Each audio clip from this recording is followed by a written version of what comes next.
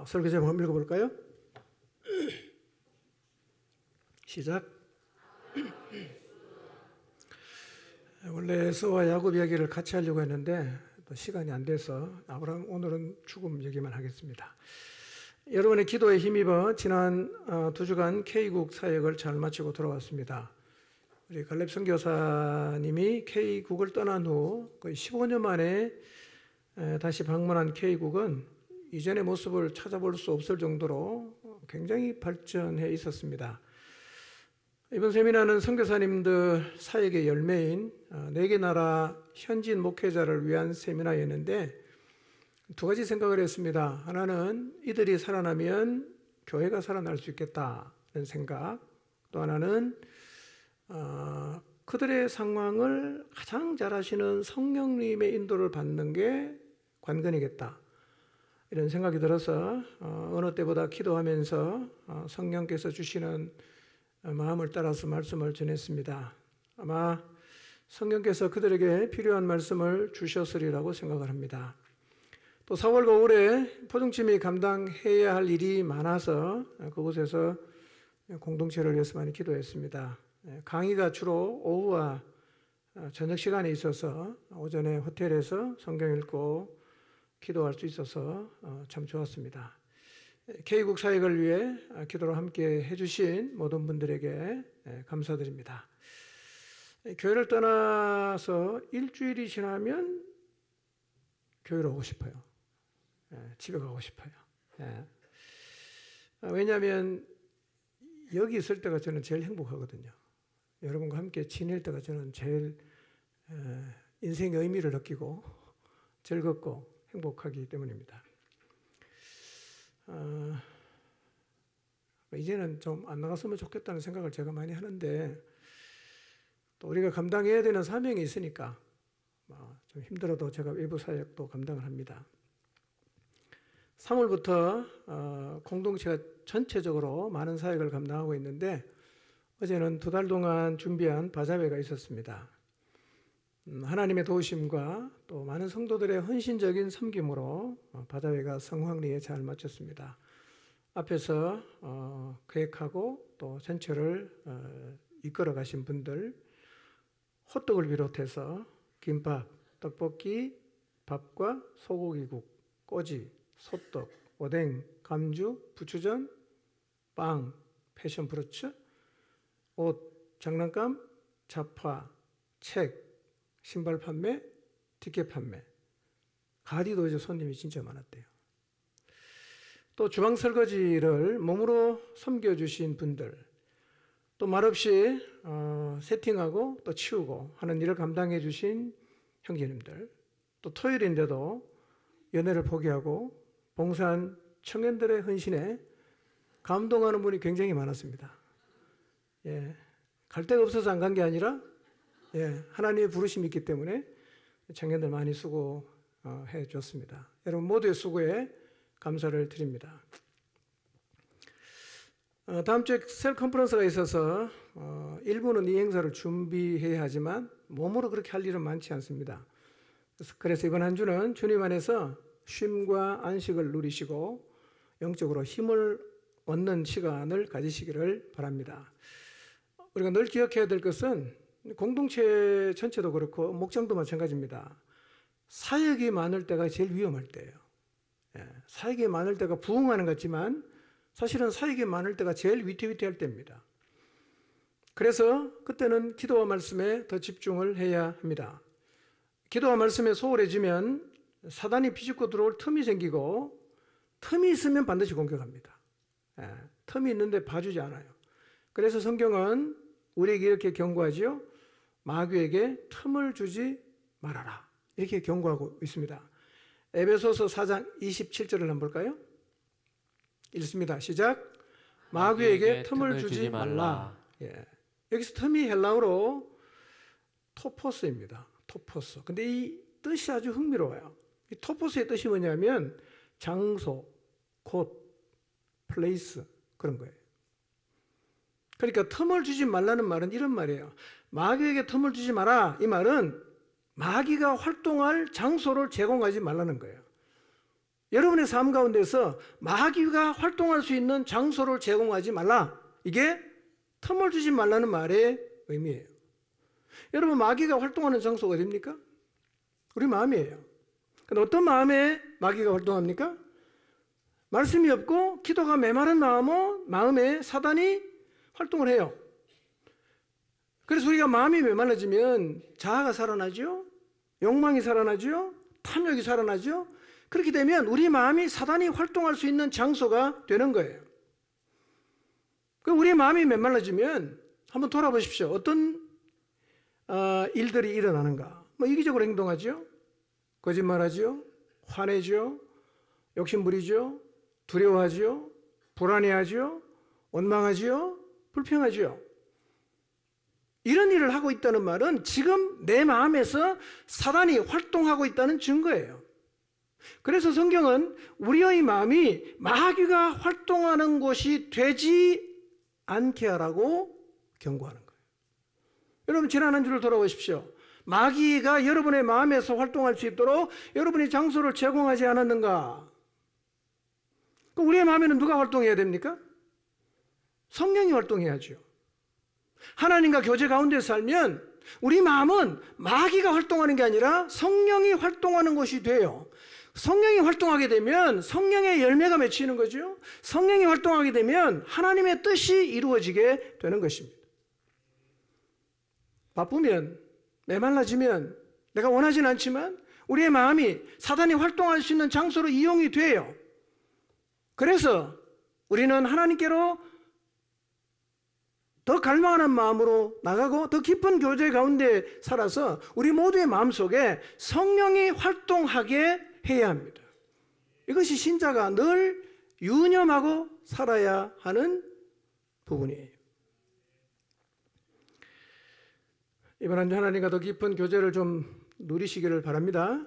이제는 마귀가 활동하는 게 아니라 누가 활동해야 됩니까? 성령이 활동하는 장소가 되게 하시기를 바랍니다. 오늘로서 아브라함의 이야기가 끝이 납니다. 그리고 25장의 이제 뒷부분에 보면 이삭의 이야기가 시작이 되는데요. 자, 오늘은 아브라함의 죽음을 통해서 인생을 어떻게 마무리하고 떠나가야 하는가를 살피고, 다음 주에는 이삭을 통해서, 이삭과 에서와 야곱을 통해서 기도와 또 하나님의 주권과 그리고 명분이 얼마나 중요한지를 살펴보도록 하겠습니다. 자, 1절을 봅니다. 읽습니다. 시작. 아브라함이 후처를 맞이하였으니 그의 이름은 그두라라. 아브라함이 후처를 맞이했어요. 그냥 살았으면 좋겠는데 후처를 맞이했어요. 이름이 뭐였죠? 그두라. 이름의 뜻은 향기라는 뜻입니다. 향기. 그런데 후처로 번역된 이사는 후처라는 의미가 아니라 그냥 아내라는 뜻이에요. 그래서 사라도 이사, 하갈도 이사, 그리고 창세기 2장에서 하나님이 아담에게 주신 하와도 이사입니다. 아내예요. 부인, 그런 뜻이에요. 그래서 아브라함이 그두라를 취한 때가 꼭 사라가 죽은 후가 아닐 수도 있다고 보는 사람도 있어요. 사라가 살아있을 때 후처를 취했을 수도 있다, 이렇게 생각하는 사람도 있어요. 그래서 아브라함이 언제 그두라를 취했냐에 대해서는 두 가지 견해가 있는데, 하나는 사라가 살아있을 때 취했을 것이다, 이런 견해가 하나 있고요. 또 하나는 사라가 죽고 나서 취했을 거라는 견해가 있어요. 근데 중요한 것은 성경에 말하지 않으니까 우리가 확정할 수는 없고요. 그게 중요한 게 아니라 아브라함이 그두라를 통해서 6명의 자녀를 낳았다는 게 중요한 거예요. 6명의 자녀를 낳았다, 이게 중요한 겁니다. 이게 왜 중요하냐면, 자, 2절, 3절, 4절을 볼까요? 읽습니다. 시작.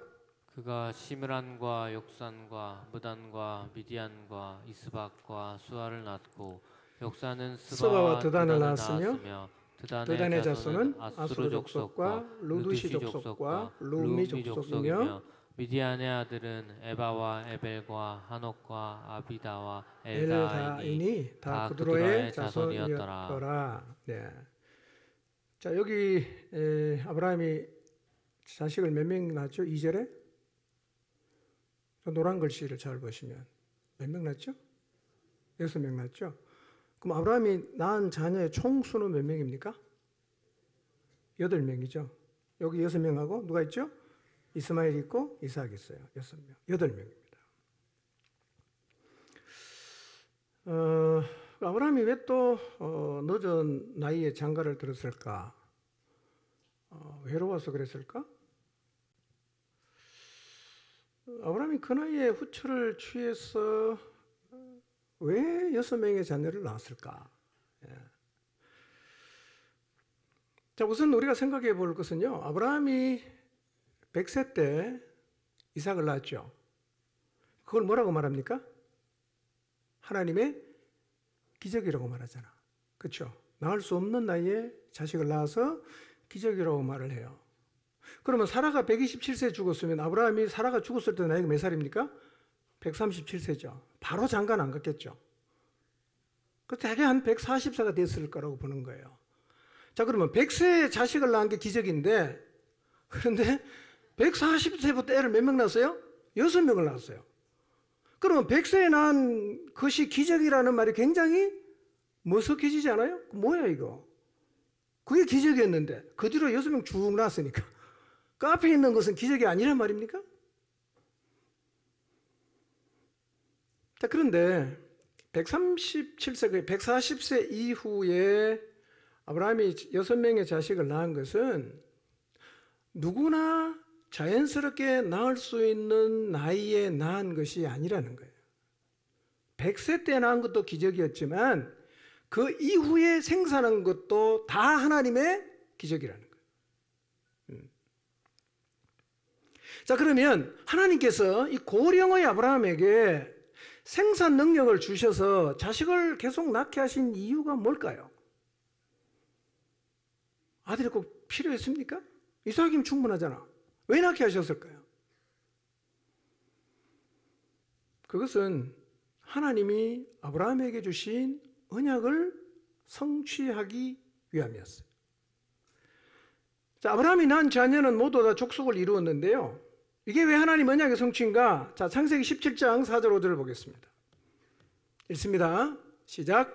보라, 내 언약이 너와 함께 있으니 너는 여러 민족의 아버지가 될지라. 이제 후로는 내 이름을 아브라함이라 하지 않고 아브라함이라 하리니 이는 내가 너를 여러 민족의 아버지가 되게 함이니라 그랬어요. 자, 하나님 아브라함에게 나타나셔서 할례 언약을 주시면서 너는 여러 민족의 아버지가 될 거다. 그러면서 이름을 바꿔줬어요. 아브라함에서 아브라함으로. 근데 아브라함의 이름의 뜻이 뭐죠? 여러 민족의 아버지가 된다는 뜻입니다. 여러 민족의 아버지가 된다. 하나님은 그 언약을 이루시기 위해서 그 귀하던 자손이 귀하던 아브라함이 노년에 6명의 자식을 낳게 합니다. 그리고 그들이 다 민족을 이루게 하시고 이스마엘을 통해서도 12족장이 나게 하셔서 진짜 아브라함이 여러 민족의 조상이 되었다는 거예요. 오늘날 중동 지역에 살고 있는 사람은 대부분 다 아브라함의 후손들이에요. 그러니까 하나님은 자기가 한 언약은 반드시 이루세요. 시기는 하나님 결정합니다. 그러나 그 언약은 반드시 이루어집니다. 여러분, 하나님이 여러분에게 주신 언약이 있다면 믿음으로 붙드시기 바랍니다. 왜냐하면 언약은 반드시 이루어집니다. 자, 5절을 볼까요? 읽습니다. 시작. 아브라함이 이삭에게 자기의 모든 소유를 주었고, 네, 아브라함이 언약의 자녀인 이삭에게 자기의 모든 소유를 줬어요. 자, 그럼 소유라고 하면 뭐가 소유죠? 아브라함이 가지고 있는 소유?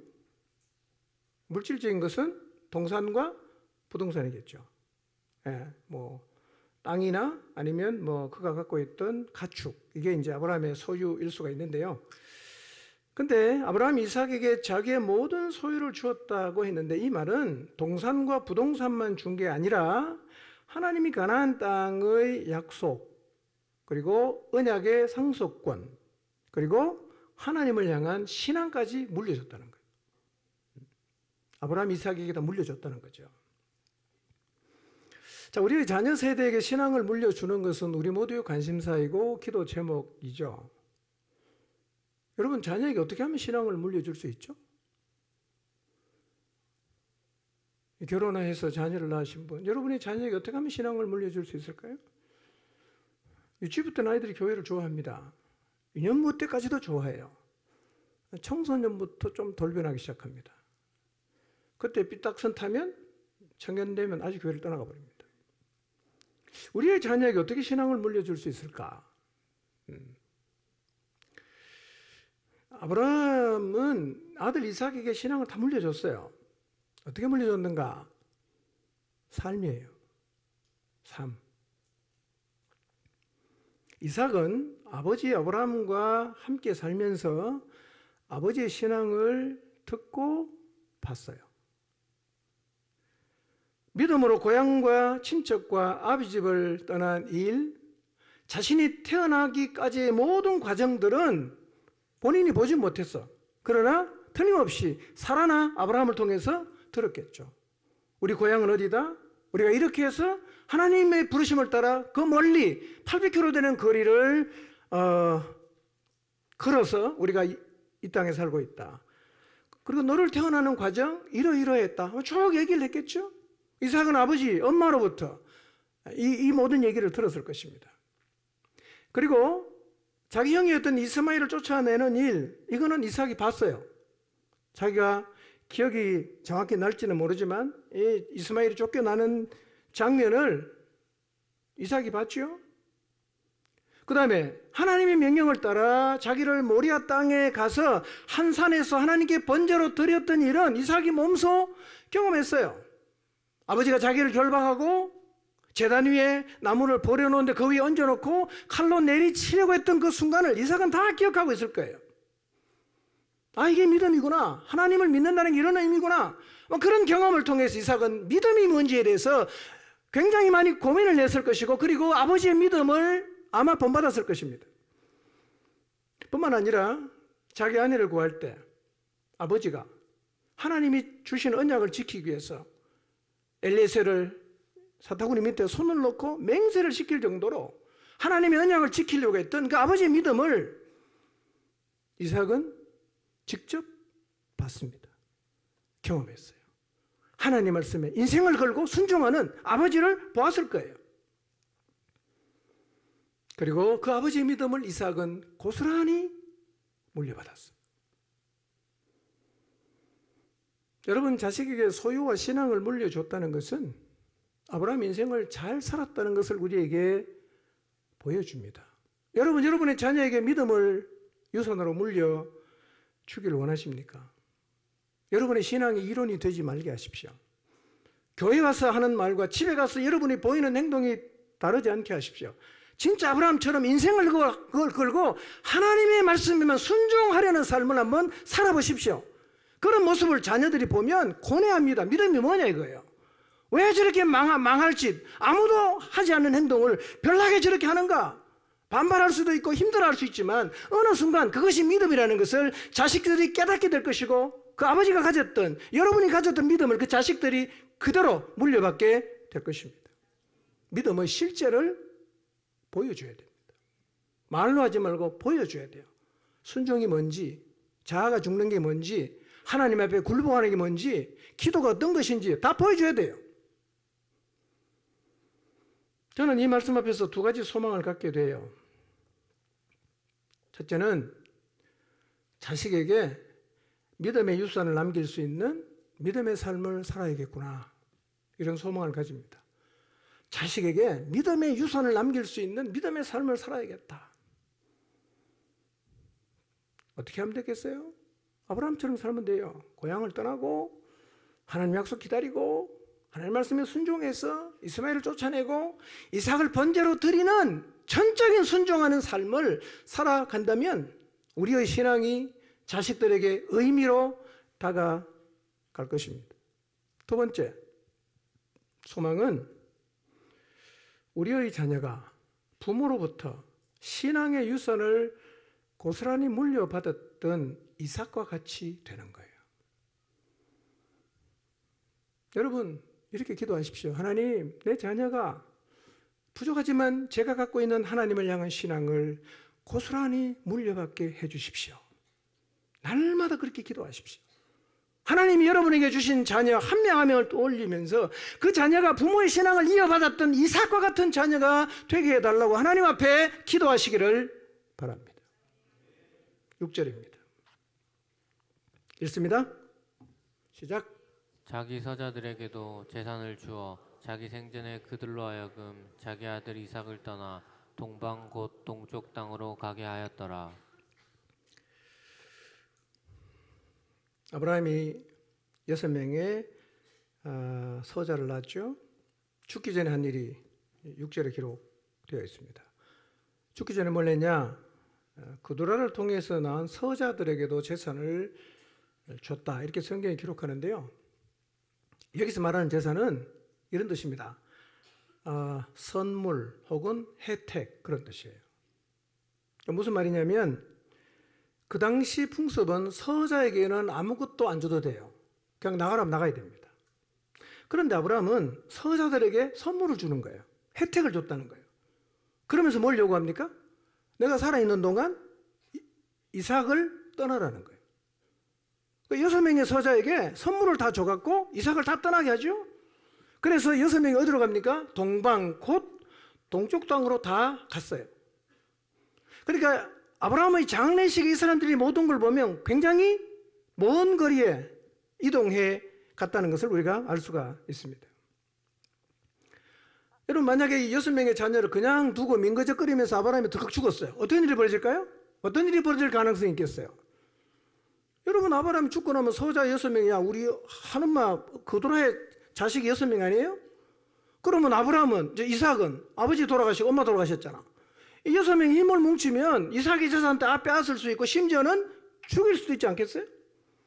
그런 일이 일어나면 하나님의 언약이 복잡해질 수 있습니다. 그래서 아브라함이 어떻게 합니까? 죽기 전에, 생전에 서자들에게 선물을 줘서 기분 좋게 이삭을 다 떠나게 만들었어요. 이것은 사후에 생길 분쟁을 미연에 방지하는 거예요. 다 보냈습니다. 이것이 아브라함의 죽음 준비입니다. 그런데 이것은 오늘날도 필요하죠. 여러분, 재산의 많고 적음을 떠나서 부모가 죽기 전에 재산을 정리하지 않아서 부모가 돌아가신 다음에 자녀들이 재산 때문에 분쟁하고 살인하고 원수가 되는 경우가 적지 않습니다. 여러분, 재산이 많아서 그런 게 아니라요, 얼마 되지 않아도 그 재산을 나누는 과정에서 다 셈법이 다르지 않습니까? 다 셈법이 달라. 자기 마음에 안 들어. 그럼 어떡합니까? 원수 지는 거예요. 그러다가 명절에 모여서 유산 때문에 그냥 문제가 생겨 엽총을 막 형제를 죽이고 이런 일들이 일어나요. 아브라함은 굉장히 지혜롭죠. 자기 생전에 다 정리를 했어요. 죽음을 잘 준비하는 지혜를 아브라함에게 배우시기를 바랍니다. 우리는 별로 유산 물려줄 게 없죠. 7절 보겠습니다. 시작. 아브라함의 향년이 175세라. 드디어 아브라함이 죽어요. 그 죽은 때 나이가 175세다 그랬습니다. 자, 여러분, 아브라함이 몇 살에 하나님의 부름을 받고 가나안에 왔죠? 몇 살에? 다 잊어먹었어요? 75세. 75세. 지금 죽는 나이 몇 살이에요? 175세. 그러니까 75세의 부름을 받고 나서 아브라함이 몇 년간 하나님과 동행하면서 믿음의 삶을 살았어요. 100년입니다. 100년. 100년 동안 그의 믿음은 계속해서 자랐어요. 그리고 하나님은 100년 동안 아브라함의 인생 가운데 계속해서 개입하시고 나타나시고 말씀하시고 격려하시고 확인하시는 일을 반복하셨어요. 그런데 이 향년이라는 말은 히브리말로 재밌는 말이에요. 예메 쇠네 하예라는 말인데 직역하면 이런 뜻입니다. 살아간 횟수의 날들이에요. 날들. 그러니까 이 말은 175년을 살았는데 175년을 연으로 끄는 게 아니라 175년의 날들을 살았다. 이런 뜻입니다. 날들을 살았다.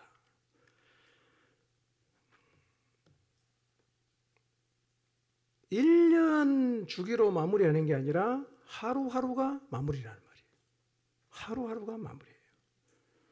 우리는 한 해 단위로 자꾸 끊다가 보니까 연말 연시가 중요하고 연초가 중요하잖아. 연말 연시 되면 한 해를 막 돌아보자 그러고, 연초가 되면 올해 어떻게 살 것인가 막 이렇게 얘기를 하지만, 우리는 그렇게 하다 보니까 1년 중에 많은 날들은 별로 중요하게 생각하지 않고 허비할 수가 있어요. 우리는 하루하루를 마무리로 생각하고 살아가야 합니다. 여러분, 1년 단위로 인생을 계획하는 사람하고 하루를 주기로 인생을 계획하는 사람의 삶은 다를 수밖에 없을 것입니다. 여러분, 이제 인생을 살 때 1년 주기로 계산하지 말고 하루를 주기로, 하루하루를 중요하게 여기고 하루하루가 마무리라는 자세로 인생을 살아가시기를 바랍니다. 8절입니다. 시작. 그의 나이가 높고 늙어서 기운이 다하여 죽어 자기 열조에게로 돌아가매. 네. 나이가 높고 많고, 그 다음에 늙어서, 그 다음에 기운이 다해서 죽어서 열조에게 돌아갔다, 이렇게 말하고 있습니다. 나이가 높고 늙었다는 말을 직역하면 이런 뜻이에요. 백발의 나이로 그 연수가 충만하여 만족했다, 이런 뜻이에요. 백발의 나이로 그 연수가 충만하여 만족했다. 이거는 어떤 뜻이냐면, 아브라함이 이 땅에서 복된 삶을 살았다. 이 땅에 사는 동안 하나님의 놀라운 은총 속에 만족하며 살다가 죽었다, 이런 것을 보여주는 거예요. 자, 아브라함의 연수가 충만하고 만족한 삶을 살다가 기운이 진해서 죽었다는 것도 역시 약속의 성취예요. 창세기 15장 15절 한번 볼까요? 읽습니다. 시작. 너는 장수하다가 평안히 조상에게로 돌아가 장사될 것이요, 그랬어요. 아브라함은 하나님이 약속한 대로 장수하며 살다가 평안하게 조상에게로 돌아갔어요. 예. 자, 그런데 백발의 나이로 연수가 충만했다는 말의 뜻이 뭐냐면 이런 의미가 있습니다. 늙는 것을 즐거워하고 나이가 드는 것을 만족했다, 이런 뜻이에요. 이게 그리스도인의 삶입니다. 여러분, 늙는 걸 너무 아쉬워하지 마시고 늙는 걸 너무 억울해하지 마시길 바랍니다. 아브라함처럼 늙는 것을 즐거워하시고 그 다음에 나이가 드는 것을 만족하시기를 바랍니다. 여러분, 나이가 드니까 슬프십니까? 그래서 주름을 당겨 펴서라도 막 그래도 늙지 않으려고 몸부림치는데요, 여러분, 오히려 늙어가는 것을 만족하시기를 바랍니다. 여러분, 하나님은 우리가 젊을 때도 선한 분이지만 늙을 때도 선한 분이에요. 그리고 모든 나이에는 즐거움이 있습니다. 늙어가는 건 너무 억울해하지 마시기 바랍니다. 늙어도 즐거워하시고 늙어가는 삶도 만족하시기를 바랍니다. 그 나이에 주는 하나님이 주시는 즐거움을 누리며 살아가시기를 바랍니다. 머리가 하얘지는 것도 너무 힘들어하지 마세요.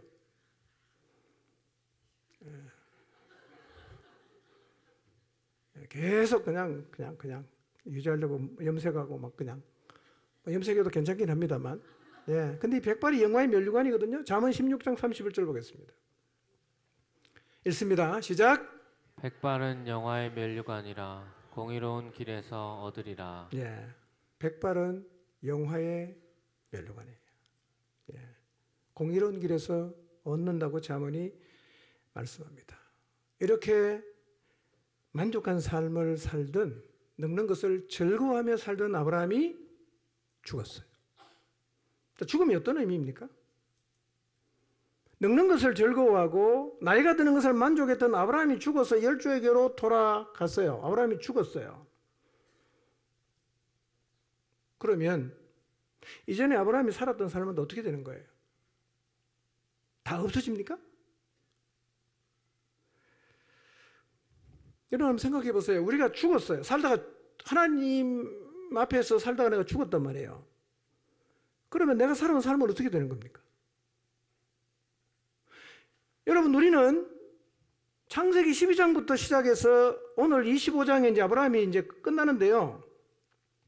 믿음으로 순종하는 삶을 살았던 아브라함의 삶을 매우 소중하게 여겼어요. 우리도 이렇게 살아야겠다. 우리도 믿음으로 살아야겠다. 그렇게 얼마나 다짐을 했어요. 여러분 75세 하나님의 부름을 받아서 목숨을 걸고 고향과 친척과 아비집을 떠나서 하나님이 지시하신 가나안 땅으로 온 일을 보면서 야, 우리도 하나님이 말씀하시면 순종하자라고 수없이 결단합니다. 하나님에게 순종해서 자기 아들 이스마엘을 쫓아냈어요. 쉬운 일 아니죠? 그리고 자기의 독자 하나님 오랜 기다림 속에 얻었던 이삭을 하나님께 번제로 드리고, 그리고 하나님의 언약을 믿고 고향에 가서 아내를 구하는 일을 했던 아브라함을 보면서 우리는 굉장히 도전을 받았어요. 그리고 하나님은 이런 아브라함의 삶을 바라보시면서 그렇게 계속 믿음으로 살아갈 수 있도록 격려하시고 위로하시고 언약을 확인하시는 일을 계속했잖아요. 그런데 그렇게 믿음으로 살아갔던 아브라함이 죽었단 말이에요. 그러면 그렇게 믿음으로 살아간 그 아브라함의 삶이 어떻게 되는 거예요? 그냥 죽음 앞에서 없어지는 겁니까? 다 끝나는 거예요? 여러분, 만약에 아브라함이 죽음 앞에서 그가 믿음으로 살았던 모든 삶이 다 무효가 되거나 의미를 잃어버린다면 우리가 굳이 이 땅에서 믿음으로 살려고 애쓸 필요가 뭐가 있어요? 그냥 적당히 살면 되죠. 매주일마다 예배 올 필요가 없어요. 봄날에는 그냥 소풍 가시고 휴가철에는 외국 가시고 뭐 돌아다니도 괜찮죠. 어차피 죽으면 없어진다면. 여러분, 우리가 죽으면 다 없어집니까? 그 믿음으로 살았던 아브라함의 삶이 175세 죽었다. 그러면 그 이전의 삶이 도대체 어떻게 되냐는 거예요.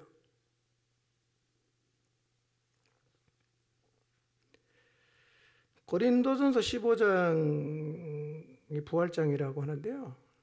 사도 바울은 부활을 말하면서 우리에게 이렇게 도전을 합니다. 58절 한번 볼까요? 시작. 그러므로 내 사랑하는 형제들아, 견실하며 흔들리지 말고 항상 주의 일에 더욱 힘쓰는 자들이 되라. 이는 너희 수고가 주 안에서 헛되지 않은 줄 알미라. 바울이 이제 1절부터 계속 부활에 대해서 설명하고 이해를 시키려고 논쟁을 펼쳐요. 그러다가 결론이 어떻게 나오냐면 부활이 확실하다. 그러니까 견실하고 흔들리지 말고 항상 주의 일에 힘쓰라는 거예요. 이유가 뭡니까? 헛되지 않다는 거예요. 헛되지 않다. 믿음으로 살았던 아브라함의 삶이 헛되지 않습니다. 오늘 우리가 세상을 뒤로하고 세상을 역주행하면서 믿음으로 살아간 삶은 절대로 헛되지 않는다는 사실을 믿으시기 바랍니다. 죽음은 끝나질 않아요. 여러분, 죽음과 함께 우리가 이 땅에서 하나님 말씀을 믿고 믿음으로 살았던 삶은 의미를 잃지 않는다는 거예요. 의미가 있어요. 여러분, 어제 바자에 나와서 열심히 일한 분 많죠. 안 오시는 분 물론 계시는데요. 누가 보든 안 보든 중요한 게 아니에요. 헛되지 않는 걸 믿기 때문에 내가 헌신하는 거예요. 헛되지 않는다는 사실을 믿기 때문에 사람들이 보든 안 보든 나는 그 일을 감당하는 거예요. 이유가 뭐냐? 헛되지 않으니까. 헛되다면 왜 헌신하겠어요? 헛되다면 그 일에 목숨 거는 사람이 바보 아니겠어요? 헛되지 않습니다. 헛되지 않아요. 그럼 믿음의 조상 아브라함은 죽은 후에 어떻게 됐을까요? 아브라함이 죽었잖아. 어떻게 됐을까요? 물론 뭐 성경 구약에는 아브라함이 어떻게 살았는지 언급이 구약에 있네요. 구약에도 있어요. 자, 마가복음 12장 25절에서 27절 한번 읽어볼까요? 읽습니다. 시작. 사람이 죽은 자 가운데서 살아날 때에는 장가도 아니가고 시집도 아니가고 하늘에 있는 천사들과 같으니라. 죽은 자가 살아난다는 것을 말할진대 너희가 모세의 책 중 가시나무 떨기에 관한 글에 하나님께서 모세에게 이르시되 나는 아브라함의 하나님이요 이삭의 하나님이요 야곱의 하나님이로라 하신 말씀을 읽어보지 못하였느냐. 하나님은 죽은 자의 하나님이 아니요 산 자의 하나님이시라. 너희가 크게 오해하였도다 하시니라. 이 말씀의 요지는 이겁니다. 175세를 일기로 죽었던 아브라함이 지금 하나님 앞에 살아있다고 말하는 거예요. 이게 이 말씀의 요지입니다. 예수님은 모세에 그래서 하나님이 자신을 이렇게 소개했다는 거예요. 나는 아브라함의 하나님이다. 나는 이삭의 하나님이다. 나는 야곱의 하나님이다고 하셨는데 하나님은 죽은 자의 하나님이 아니라 살아있는 자의 하나님이기 때문에 하나님이 지금 언급하고 있는 아브라함과 이삭과 야곱은 어떻게 돼 있다? 살아있다는 거예요. 175세를 일기로 죽었던 아브라함이 어디에 살아있습니까? 하나님 앞에서 살아있단 말이에요. 아브라함도 살아있고 이삭도 살아있고 야곱도 살아있어요. 하나님은 살아있는 자의 하나님이라는 거예요. 그러니까 아브라함의 삶이 죽음으로 끝난 게 아니라 지금 누구 앞에 살아있습니까? 하나님 앞에 살아있죠. 그럼 생각해 보세요. 아브라함이 지금 하나님 앞에 살아있다면 그가 100년의 인생을 하나님 말씀에 순종해서 자기 인생을 걸고 믿음으로 살았던 삶은 없어질까요? 따라올까요? 따라오죠. 따라옵니다. 우리가 이 땅에 살면서 하나님을 믿고 믿음으로 살아간 모든 삶은 죽음과 함께 다 사라지지 않습니다. 우리도 하나님 앞에 살아있을 것이고 하나님 앞에 살아있을 때 우리가 이 땅에서 믿음으로 살아간 모든 삶은 다 살아있는 거예요. 그렇기 때문에 주를 위한 헌신과 노력이 헛되지 않은 것입니다.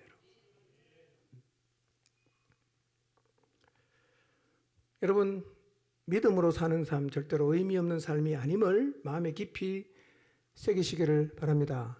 견고하십시오. 흔들리지 마십시오. 항상 주의 일에 더욱 힘쓰는 자들이 되십시오. 이유는 우리의 수고는 주님 안에서 헛되지 않습니다. 자, 아브라함이 죽어서 어디로 갔다 그랬습니까? 열조에게로 돌아갔다 이렇게 말하죠. 돌아갔다는 말은 아사프라는 말인데요. 이런 뜻이 있습니다. 모은다, 거두어 들인다 이런 뜻이에요. 곡식을 심고 추수 때가 되면 곡식을 다 거두어 들이죠. 이게 아사프라는 말입니다.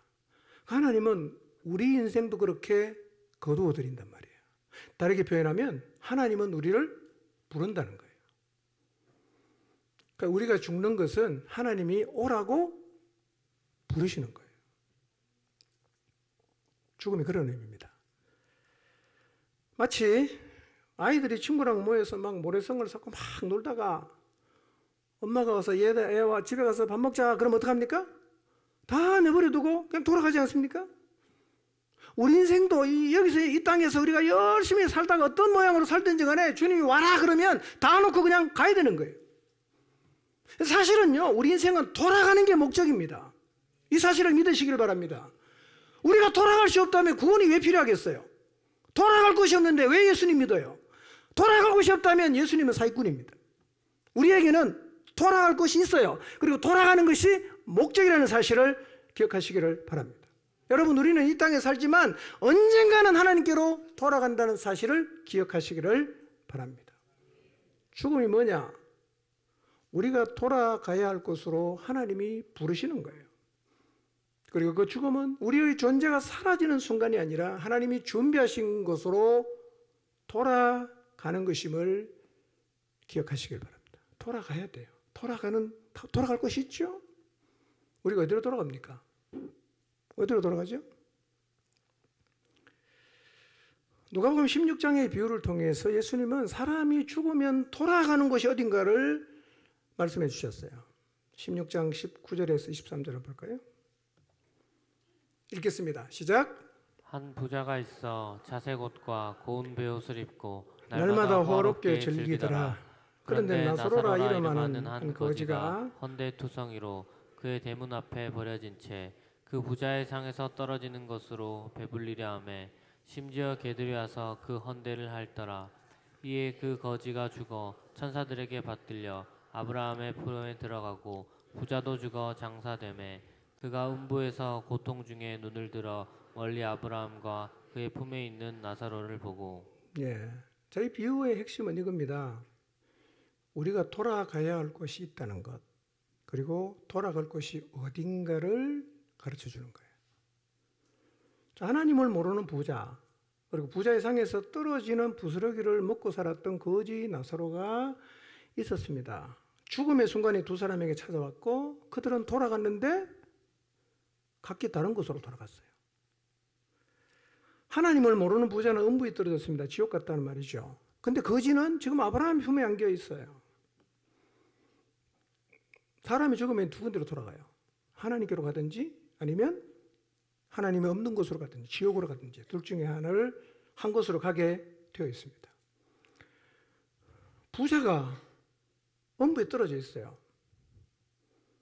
기가 찹니다. 물릴 수도 없고. 절규합니다. 인생이 죽을 때 어디론가 돌아가야 된다는 사실을 전해준 선지자들이 있었지만 자기는 안 믿었어요. 근데 막상 죽어보니까 진짜 그리로 떨어진 거죠. 그때 비로소 생각나는 게 누구냐면 자기 형제들이에요. 나는 뭐 어쩔 수 없이 여기 와서 돌이킬 수 없다고 하지만 내 남은 형제만이라도 제발 이곳에 안 왔으면 좋겠다. 그래서 부탁이 뭐예요?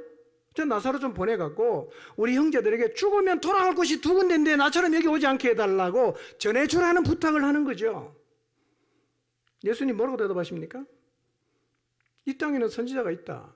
그들의 말을 믿지 않는 사람은 죽은 사람이 살아서 가서 얘기해줘도 믿지 않을 거다 라고 얘기하십니다. 그러니 여러분 주변에서 여러분에게 복음을 전해주는 사람의 얘기를 계속 무시하는 게 얼마나 무서운 건가를 우리는 이 비유를 통해서 볼 수가 있습니다. 돌아가는 곳은 두 군데예요. 하나님의 품으로 갈 수 있고 하나님이 없는 곳으로 갈 수도 있습니다. 하나님을 믿는 우리는 죽음의 자리를 넘어서 하나님이 계신 곳으로 돌아가는 것이 소망입니다. 그곳에 돌아간다는 사실을 믿기 때문에 이 땅에서 믿음으로 살아가는 것입니다. 여러분 돌아갈 나라를 소망하며 살아가시기를 바랍니다. 자, 9절 10절 볼까요? 읽습니다. 시작. 그의 아들들인 이삭과 이스마엘이 그를 마므레 앞 헷 족속 소알의 아들 에브론의 밭에 있는 막벨라 굴에 장사하였으니 이것은 아브라함이 헷 족속에서 산 밭이라. 아브라함과 그의 아내 사라가 거기 장사되니라. 누가 장사하죠 지금? 이삭과 이스마엘. 자, 6명의 서자가 왔어요 안 왔어요? 안 왔죠. 그러니까 지금 아마도 굉장히 멀리 가 있으니까 뭐 그때는 뭐 전화도 없잖아. 소식을 전할 수도 없고 뭐 전한다고 해도 가서 전해서 장례식장 올려고 하면 그때 이미 장례가 다 끝났을 테니까 서자들은 못 왔습니다. 둘만 왔어요. 이삭과 이스마엘이에요. 자, 그런데 이스마엘이 이 아버지 아브라함의 장례식에 참석한 것은 의외입니다. 왜냐하면 아브라함이 이스마엘을 쫓아낼 때 조금의 재산도 안 줬잖아. 어떻게 내쫓았어요? 떡 한 조각, 물 한 가죽 부대를 등에 지워서 그냥 내보냈거든요. 그때 이스마엘이 몇 살입니까? 13살이잖아. 여러분 13살 때 여러분의 마음에 깊은 상처를 주었던 사건이 기억나십니까? 그걸 평생 못 잊어요. 13살이면 초등학교 6학년에서 중학교 1학년인데요. 그때 마음에 깊은 상처가 왔다. 그거 안 잊어집니다. 그럼 우리가 상상해 볼 수 있죠.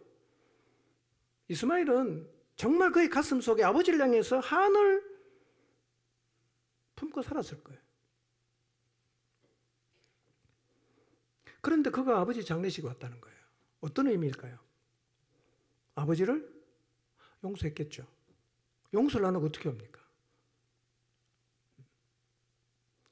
아브라함이 죽기 전에 화해를 했을지 아니면 죽고 나서 화해가 됐는지는 잘 모르지만 어쨌든 이스마엘이 아버지 장례식에 참석한 것은 아버지를 용서했다는 의미가 하나 있고 또 하나는 이 이스마엘이 이삭이 살던 곳에서 그리 멀지 않은 곳에서 살았다는 걸 의미하는 거예요. 멀면 전할 수도 없고 올 수도 없어요. 가까운 데 살았다. 그런 얘기죠. 자, 우리가 질문해 볼 필요가 있어요. 이스마엘이 어떻게 아버지를 용서했을까요? 여러분 혹시 아버지를 용서 못 하시는 분 계십니까? 여러분의 부모님을 용서 못 하시는 분 계십니까? 여러분, 아브라함이 죽었을 때 이스마엘 나이가 몇 살입니까? 몇 살이죠? 175에서 86을 빼면 돼요. 86살이 나왔으니까. 몇 살입니까? 89이에요. 89.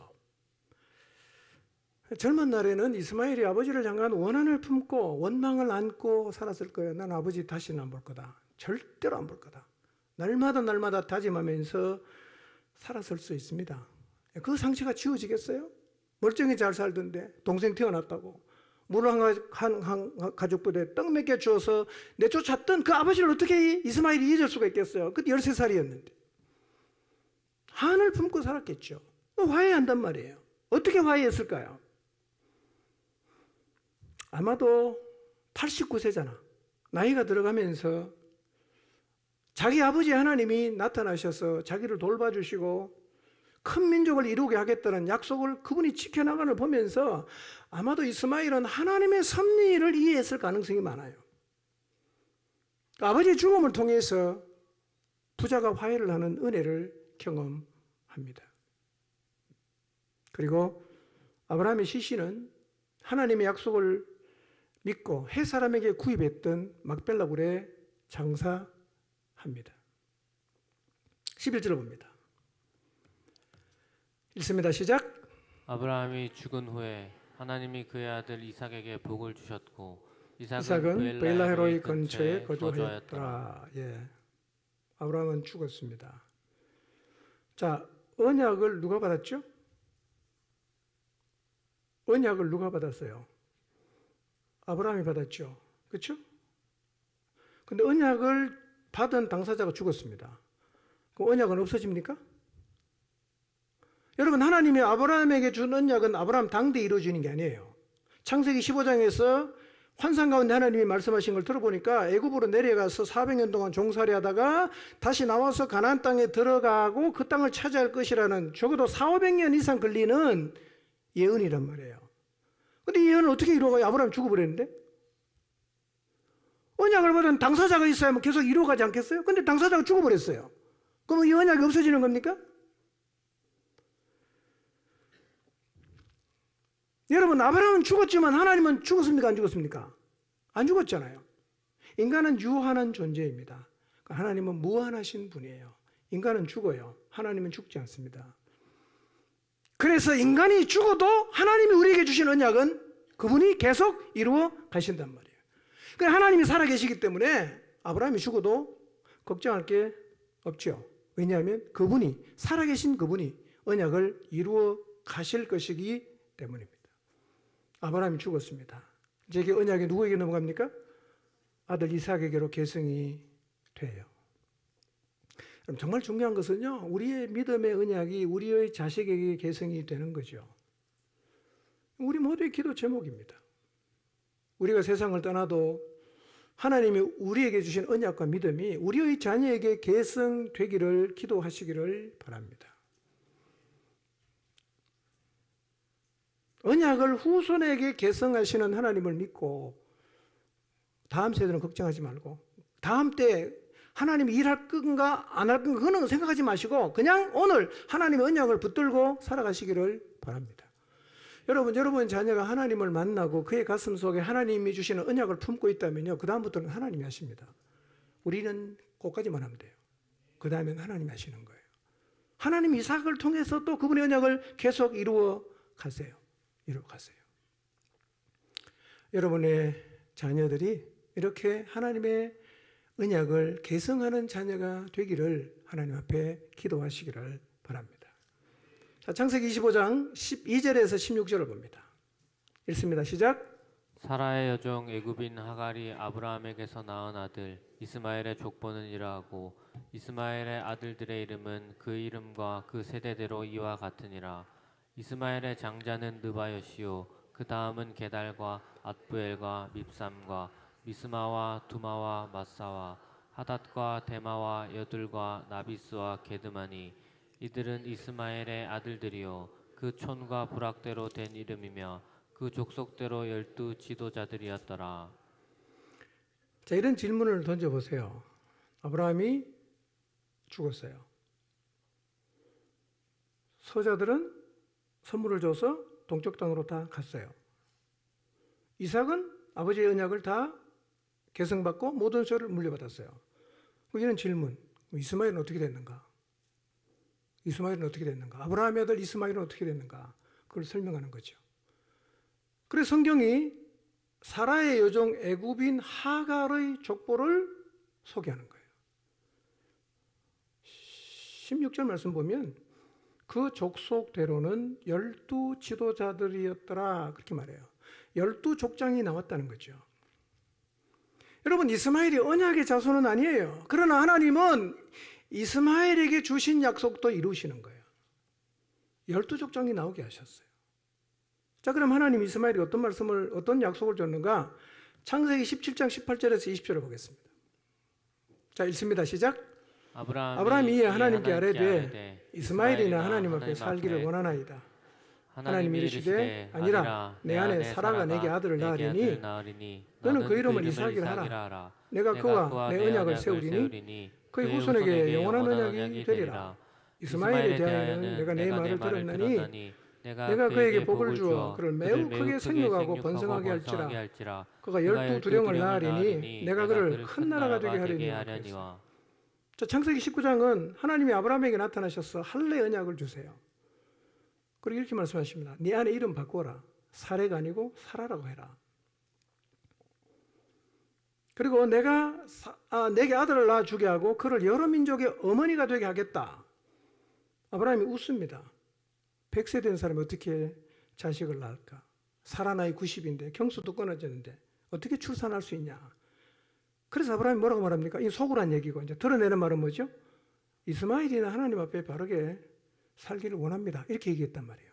그러니까 하나님께서 사라가 이삭을 낳을 것을 말씀하시면서 이스마엘에게 이런 언약을 줬어요. 그게 뭡니까?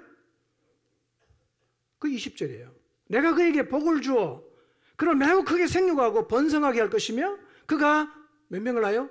12두령을 낳고 큰 나라가 되게 하겠다고 했는데 위에 족보를 보니까 이스마엘의 자손 중에 지도자가 몇 명 나왔어요? 12명 나왔어요. 하나님은 언약을 정확하게 지켜요. 아브라함의 실수까지도 하나님은 끝까지 챙긴단 말이에요. 이삭만 축복한 게 아니라 이스마엘도 축복해요. 하나님은 이삭도 축복하고 이스마엘도 동시에 축복하셨습니다. 서자도 챙기고 죄인도 챙기고 이방인도 챙겨요. 여러분, 하나님이 기독교만 사랑하는 게 아닙니다. 불교, 힌두가 다 사랑합니다. 그들이 돌아오길 하나님이 기다리는 거죠. 다 사랑하죠.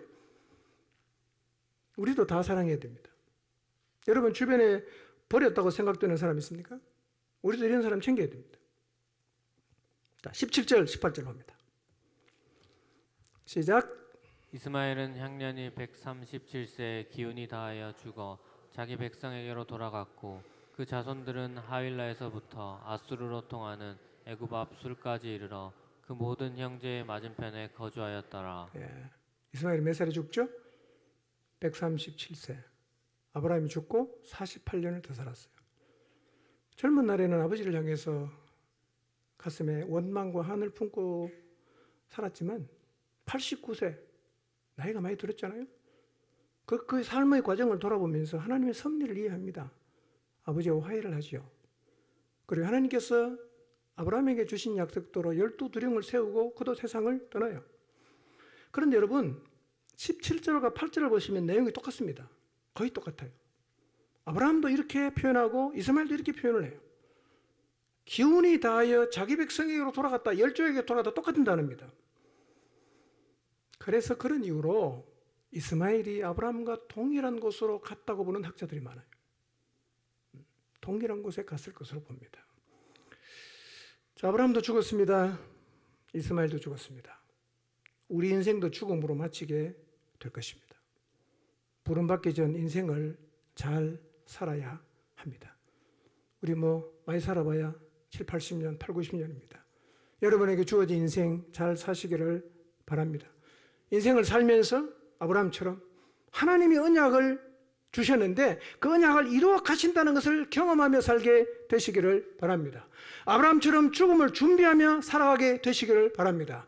우리가 돌아가야 할 곳이 있음을 기억하며 늙은 날까지 하나님의 언약을 잡고 만족하게 살다가 우리 아버지께서 부르실 때 돌아갈 수 있는 삶을 살아가시기를 주님의 이름으로 축복합니다. 기도하겠습니다.